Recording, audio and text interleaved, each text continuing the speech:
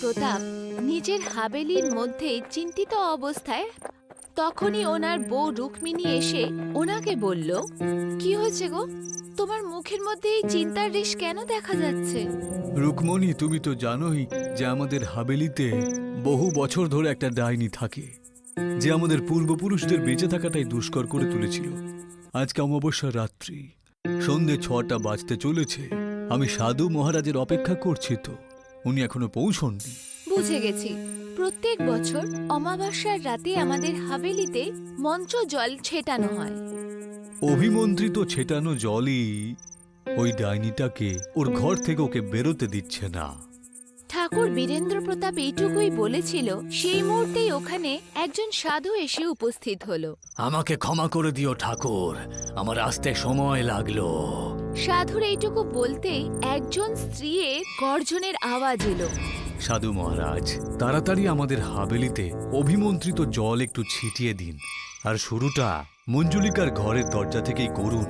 ভয়ঙ্কর আওয়াজ আসতে শুরু করে দিয়েছে। ঠাকুর বীরেন্দ্র প্রতাপের এইটুকু বলতেই সাধু তৎক্ষণাৎ হাভেলির সব থেকে বড় কক্ষের সামনে এসে পৌঁছালো। যখনই উনি মন্ত্র জল ছেটালো, হঠাৎই জলের মধ্যে আগুন লেগে গেল। এটা দেখে সাধুর চোখে ভয় দেখা দিল। সাধু ভীত অবস্থায় বীরেন্দ্র প্রতাপকে বলল, এ তো অন্যায় হয়ে গেল ঠাকুর। অভিমন্ত্রিত জলে আগুন লেগে যাওয়াটা সত্যি খুব খারাপ ব্যাপার। এটা আপনি কি বলছেন সাধু বাবা? এত বছর ধরে আমরা অভিমন্ত্রিত জল ছিটিয়ে আসছি, এরম তো আগে হয়নি। তখনই সাধুর নজর দেয়ালে টাঙানো একটা 10 বছরের বাচ্চার ছবির দিকে গেল। ঠাকুর, এই ছবিটা কার? এ আমার একমাত্র 10 বছরের ছেলে আরিয়ানের ছবি। এটা শুনে সাধু খুবই চমকে উঠলেন। ঠাকুর, আমি তোমার ঠাকুর দাদাকে দেখেছি। যখন তোমার ঠাকুর দাদা এটা জানতে পেরেছিল যে মঞ্জুলিকা শয়তানকে খুশি করার জন্য কালো জাদু করছে আর নিরীহ মানুষদেরকে বলিয়ে দিয়ে চলেছে, তখন উনি মঞ্জুলিকাকে জীবন্ত পুড়িয়ে দেন। কিন্তু মঞ্জুলিকা মরে গিয়েও বেঁচে থাকে আর একটা ডাইনি হয়ে যায়। আর ও ডাইনি হওয়ার পরেই হাভেলি লোকজনকে শান্তিতে বাঁচতে দেয় না। তখন তোমার ঠাকুর দাদা একজন সাধুর সাহায্যে মঞ্জুলিকাকে একটা ঘরের মধ্যে বন্দি করে দেয়। ওইসব তো আপনি ঠিকই বলেছেন সাধু বাবা, কিন্তু আপনি বলতে কি চাইছেন? তোমার ওই 10 বছরের ছেলের মুখটা একদম তোমার শ্বশুর মশাইয়ের সাথে মেলে ঠাকুরাইন। মঞ্জুলিকাকে তোমার শ্বশুর মশাই পছন্দ করতো না। আসলে ও এটা ভাবছে যে তোমার ঠাকুর দাদা আবার জন্ম নিয়ে তোমার ছেলের রূপে এই দুনিয়াতে আবার এসেছে, সেই জন্য এই অভিমন্ত্রিত জলের মধ্যে আগুন লেগে যায়। সাধুর এইটুকু বলতেই সেখানে জোরে হাওয়া চলতে শুরু করলো আর মঞ্জুলিকার ঘরের দরজা খুলে গেল। যার পরে এক ভয়ঙ্কর দেখতে মহিলা ঘরের থেকে বাইরে বেরিয়ে ওদের সবাইকে ঘুরে দেখতে লাগলো। এ তো মঞ্জুলিকা। আমার শত্রু ঠাকুর হুকুম সিং তোর সন্তান রূপে দ্বিতীয়বার এই পৃথিবীতে এসেছে। ও যতবার এই সংসারে আসবে আমি ওকে মারার জন্য ততবার ফেরত আসবো। তখনই সাধু চিৎকার করে ঠাকুর বীরেন্দ্র প্রতাপ আর রুক্মিণীকে বলল, ঠাকুর, তুমি তোমার বউ আর নিজের ছেলেকে নিয়ে এই হাভেলি থেকে বেরিয়ে যাও। আমি মঞ্জুলিকাকে এই ঘরের মধ্যে বন্দি করার চেষ্টা করছি।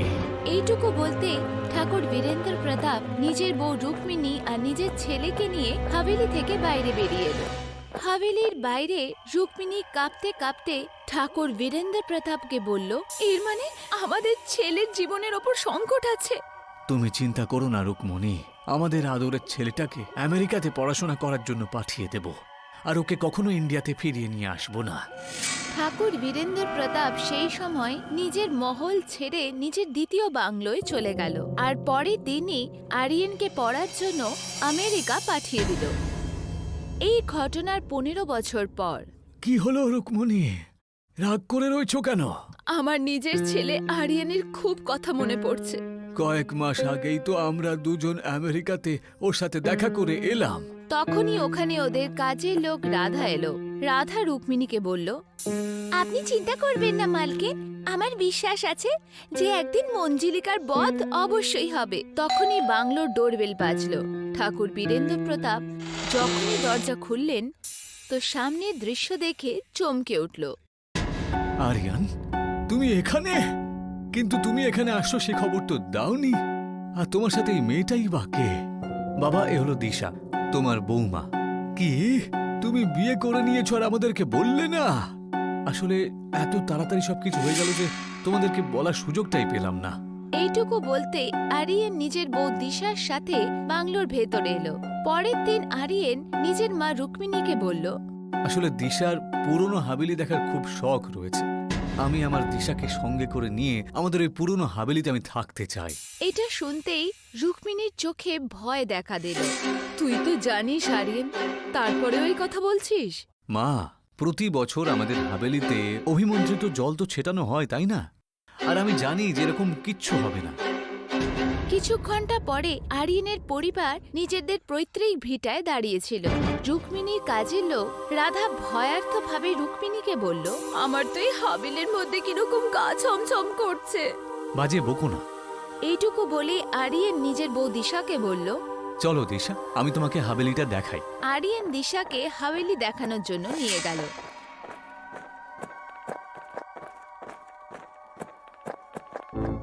দিশা, এই ঘরটার ভেতরে মঞ্জুলিকা থাকে।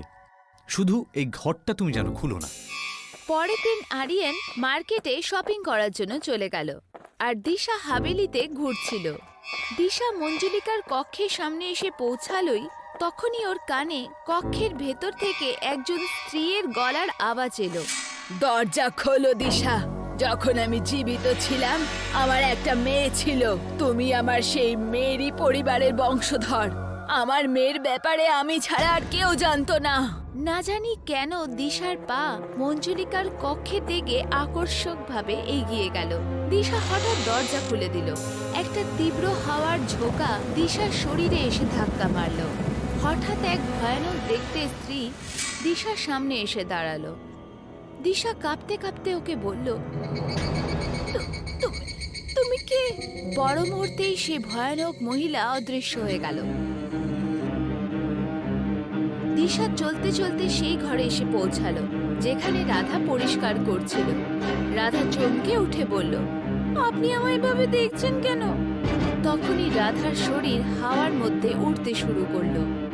দিশা ভারী আওয়াজে রাধাকে বলল, বল, কোথায় ও? কে তুমি? আর তুমি কার কথা বলছো? আমি মঞ্জুলিকা, যে আমার সব থেকে বড় শত্রু ঠাকুর হুকুম সিংকে মারতে এসেছে। রাধার চিৎকার হাভেলির মধ্যে জোরালো হয়ে উঠল। ঠাকুর বীরেন্দ্র প্রতাপ আর রুক্মিণী সেখানে এসে পৌঁছালো, যে দিশার ভয়ানক চেহারা দেখে খুব ভয় পেয়ে গেল। এটা তো মঞ্জুলিকা, মনে হচ্ছে রাধার শরীরে মঞ্জুলিকা কবজা করে নিয়েছে। তুমি ঠিকই বলেছ, ও আমাদের চাকর রাধাকে মেরে ফেলেছে। মনে হচ্ছে এই আমাদের মধ্যে থেকে কাউকে জীবিত ছাড়বে না। আমাদের আরিয়ানের কথা শোনাই উচিত হয়নি।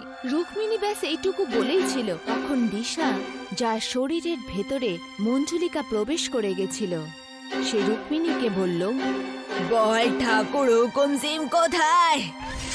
রুক্মিণী এর আগে কিছু বলতোই তখনই ভয়ানক হয়ে যাওয়া দিশার হাত লম্বা হয়ে রুক্মিণীর গলা অবধি পৌঁছালো। রুক্মিণীর চিৎকারের মধ্যে গুঞ্জে উঠল। তখনই সেখানে আরিয়েন এসে পৌঁছালো, আর ওখানকার দৃশ্য দেখে একদম থতমত খেয়ে গেল। আরিয়েনকে দেখে দিশার শরীরে উপস্থিত মঞ্জুলিকার চোখে আগুন জ্বলে উঠল। তুই আমাকে আমার অভিসন্ধি পূরণ হওয়ার আগে আমাকে জীবন্ত জ্বালিয়ে ফেলেছিলিস হুকুম সিং। এবার আমি তোর চোখের সামনে তোর পরিবারের লোকদের মেরে ফেলবো। মঞ্জুলিকা এইটুকু বলেই ছিল, তখনই ঠাকুর বীরেন্দ্র প্রতাপের মাথা একটা ধামাকার সাথে ফেটে গেল। তখনই সেখানে সেই সাধু এসে পৌঁছালো, যে বীরেন্দ্র প্রতাপকে অনেক বছর আগে এই হাভেলি থেকে বেরিয়ে যেতে বলেছিল। সাধু চিৎকার করে আরিয়েনের দিকে তাকিয়ে বলল, চোখের দিকে তাকিও না আরিয়ান, কারণ ওর ভেতরে মঞ্জুলিকা রয়েছে, আর ওর চোখের মধ্যে জাদু রয়েছে, আর ওই জাদু তোমার প্রাণ কেড়ে নেবে। সাধুর এইটুকু বলতে আরিয়েন নিজের চোখ দিশার চেহারা থেকে সরিয়ে নিল। মঞ্জুলিকা তোমার বউয়ের শরীরের ভেতর ঢুকে পড়েছে। এর ব্যাপারে আমি তোমার বাবা মাকে আগেই বলেছিলাম যে ওরা যেন তোমাকে এই হাভেলির ভেতরে না নিয়ে আসে, কিন্তু ওরা অনেক বড় ভুল করে ফেলেছে, আর তারই শাস্তি ভোগ করছে। আপনি কি বলছেন সাধু মহারাজ? এই ভয়ঙ্কর মহিলা আমার বউ? এ এখন আর তোমার বউ নয়, বরং তোমার বউয়ের ভেতরে মঞ্জুলিকা। মঞ্জুলিকা আর তোমার বউ আসলে এখন একজনই। হয়তো তুমি জানো না, তোমার বউ মঞ্জুলিকারই সন্তান, কারণ মঞ্জুলিকা নিজের সন্তানের ভেতরেই সবসময় প্রবেশ করে। এখন এ তোমার বউয়ের শরীরের ভেতর থেকে আর কখনো ফিরবে না। এই পৃথিবীতে আবার ফিরে আসারও আর একটা সুযোগ পেয়ে গেছে। এইটুকু বলেই সাধু নিজের ঝুলি থেকে অভিমন্ত্রিত জল ভয়ানক হয়ে যাওয়া দিশার শরীরে ছিটিয়ে দিল। তখনই দিশা নিজের আসল রূপে চলে এলো। আমার কাছে আসো আরেন, মঞ্জুলিকা আমার শরীর থেকে চলে গেছে। সাধু মহারাজ, ও আমার বউই। ওর কাছে যাবার ভুল তুমি করো না। ওর শরীরের ভেতরে এখনো মঞ্জুলিকা আছে। ও তোমাকে ঠকাচ্ছে। তখনই সাধু অভিমন্ত্রিত সিঁদুর বার করে দিশার শরীরে ছিটিয়ে দিল। হঠাৎই দিশার শরীরে আগুন ধরে গেল। সাধু আরিয়েনকে হাভেলির বাইরে নিয়ে এলো আর হাভেলির দরজা বন্ধ করে দিল। তখনই আরিয়েনের কানে একটা ভারী আওয়াজ এলো। তোকে ফেরত আসতেই হবে, আমি তোর অপেক্ষা করব। সাধু আরিয়েনকে বলল, তোমার বউ তো সেই সময় মরে গিয়েছে, যেই সময় মঞ্জুলিকা ওর শরীরের ভেতরে প্রবেশ করে। যদি নিজে প্রাণে বাঁচতে চাও, তাহলে এই হাভেলিতে তুমি আর কখনো পা ফেলবে না।